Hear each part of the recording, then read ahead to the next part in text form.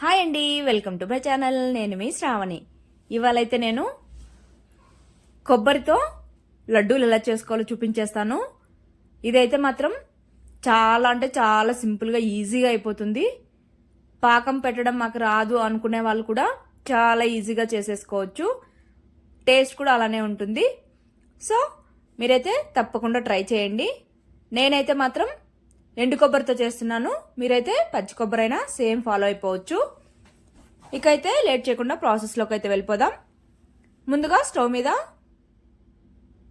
Pan పెట్టేసుకొని నేను ఇక్కడ చూపిస్తున్నాను కదా, అదే కప్పుతో అయితే 2 కప్పులు, తర్వాత కొద్దిగా అంటే పావు కప్పు దాకా బెల్లం అయితే వేసుకున్నాను. వేసుకున్న తర్వాత మనం వాటర్ అనేవి ఒక 2 to 3 టేబుల్ స్పూన్స్ కానీ, లేదు అంటే పావు కప్పు కంటే ఇంకా కొంచెం తక్కువగా వాటర్ వేసుకుంటే సరిపోతుంది. ఈ విధంగా చేసుకున్నామంటే పాకం అనేది త్వరగా వస్తుంది. మనం పాకం పట్టడం రాలేదు అనుకోండి, ఈ విధంగా బెల్లం కరిగిన తర్వాత ఒక పొంగు వచ్చాక స్టవ్ ఆపేసి మనం కొబ్బరైనా వేసేసుకోవచ్చు. అలా అయినా ఈజీగా చేసుకోవచ్చు. వాటర్ ఎక్కువ వేసామంటే జారుగా అయిపోతుంది, కాస్త పాకం అనేది దగ్గర పడడానికి టైం పడుతుంది.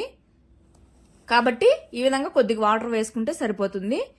వేసుకున్న తర్వాత బెల్లం మొత్తం బాగా కరిగేంత వరకు సిమ్లో మంటను పెట్టుకొని అందులోనే కొద్దిగా ఇలాచి పౌడర్ కూడా వేసేసుకొని బాగా మిక్స్ చేసేసుకోవాలి.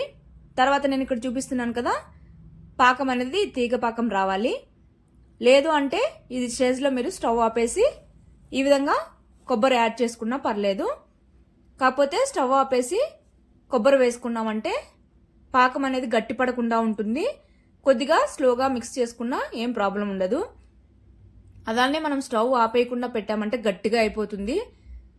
సో అందుకోసమని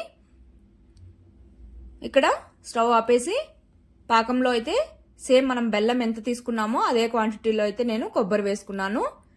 నేను ఇక్కడ పొడి కొబ్బరి వేసుకున్నాను. మీరు తురుముకున్నట్టయితే కాస్త బెల్లం అనేది ఇంకొక పావు కప్పు ఎక్కువ వేసుకోండి, సరిపోతుంది.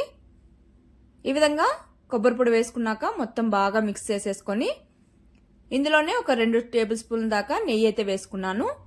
తర్వాత ఇక్కడ డ్రై ఫ్రూట్స్ అనేవి మీకు ఆప్షనల్ అండి. నేనైతే ఇక్కడ క్యాజూ నట్స్, బాదం వేసుకొని నెయ్యిలో వేయించుకొని వేసుకున్నాను.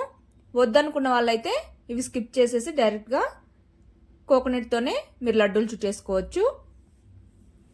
ఈ విధంగా నెయ్యి, డ్రై ఫ్రూట్స్ వేసేసుకున్న తర్వాత మంటను సిమ్లో పెట్టుకొని ఒక 2 నిమిషాల పాటు మొత్తం నెయ్యి, డ్రై ఫ్రూట్స్, మనం వేసుకున్న కొబ్బరి మొత్తం బాగా మిక్స్ అయిపోయేలాగా మంటను సిమ్లో పెట్టుకొని ఒక 2 నిమిషాలు ఈ విధంగా కలుపుతూ అయితే ఉడికించుకుంటే సరిపోతుంది. తర్వాత స్టవ్ ఆపేసి చల్లారనివ్వాలి. చూడండి, ఇక్కడ చూపిస్తున్నట్టుగా అయితే ఈ విధంగా వచ్చిందంటే పర్ఫెక్ట్గా అయితే కొబ్బరి లడ్డూలు అయితే వచ్చేసినట్టే. తర్వాత మరీ ఎక్కువ చల్లారనివ్వకండి, కాస్త గోరువెచ్చగా ఉన్నట్టే మనం లడ్డూలు చుట్టేసుకుంటే సరిపోతుంది. ఇక్కడ కాస్త డ్రైగా అనిపిస్తుంది కదా, కాకపోతే మనము మొత్తం ఈ విధంగా ఒకసారి మిక్స్ చేసుకున్నామంటే పర్ఫెక్ట్గా అయితే లడ్డూలు అయితే చుట్టేసుకోవచ్చు.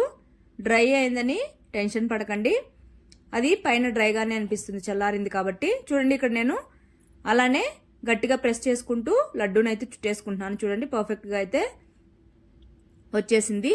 ఈ విధంగా మనం పాకం పట్టుకొని వేసుకోవడం వల్ల డ్రై అయినా కానీ పర్ఫెక్ట్గా అయితే వచ్చేస్తుంది లడ్డూలు చుట్టుకోవడానికి. చూసారు కదా, చాలా సింపుల్గా, రాని వాళ్ళు కూడా ఈజీగా చేసేసుకోవచ్చు కదా. ఈ విధంగా లడ్డూలు మొత్తం చుట్టేసుకోవాలి. ఈ విధంగా ప్రెస్ చేసుకుంటూ లడ్డూలు చుట్టుకోవడం వల్ల మనకు డ్రై అయిన తర్వాత కూడా అంటే పొడి పొడిగా రావడం అలా ఉండకుండా ఉంటుంది. ఈ విధంగా అన్ని లడ్డూలు చుట్టేసుకోవడమే. ప్రాసెస్ కూడా చాలా సింపుల్గా అయిపోతుంది కదా, అలానే టేస్ట్ కూడా చాలా బాగుంటుంది. ఇదైతే మాత్రం తప్పకుండా ట్రై చేయండి, అలానే పిల్లలకు కూడా పెట్టండి. ఇక్కడ చూడండి, పర్ఫెక్ట్గా అయితే ఇక్కడ నేను చూపిస్తున్నాను కదా, సాఫ్ట్గా భలేగా ఉంటుంది కోకోనట్ లడ్డు అయితే. ఇదైతే బెల్లంతో, మీరు కావాలంటే షుగర్ అయినా యాడ్ చేసుకోవచ్చు, కాకపోతే బెల్లంతోనే చాలా బాగున్నాయి చెప్పాలంటే. సో లేట్ చేయకుండా మీరు కూడా ట్రై చేసేసి తప్పకుండా కామెంట్ చేయండి. బాయ్.